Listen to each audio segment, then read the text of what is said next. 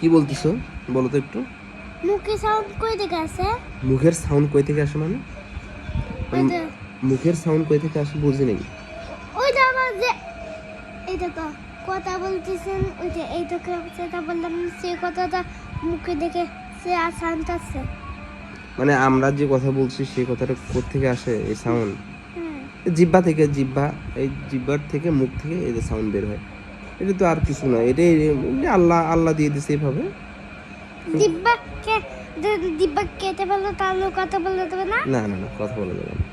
না তো ডাক্তার বলছে যে কয়দিন ছোটবেলা তখন আস্তে আস্তে বড় হবে দাঁতটা তাতে চলে আসতে হবে, আলাদা দিতে হবে না। তোমার এই উদ্ভট উদ্ভট প্রশ্ন আমি অ্যান্সার কিভাবে দেবো বাবা? এই জিভ মুখের সাউন্ড কোথা থেকে আসে, এটা কোনো প্রশ্ন হলো? আমি সেই কথা বললাম না, সেই কথা তো মনে থাকে না। তাহলে কি করতে হবে? আমি একটা ওই যে যখন যে আমি ছোটবেলাতে আমি ছোট ছিলাম তখন ডাক্তার বলছে তখন বল তোমা বলছে তখন ডাক্তার তখন মায়ের বল বাপটা বড় হতে থাকবে তাহলে দাঁতটা বের হইতে আস্তে আস্তে কয়টা দাঁত বের হবে সেটা আল্লাহ জানতে পারে কিন্তু ডাক্তার জানতে পারে না।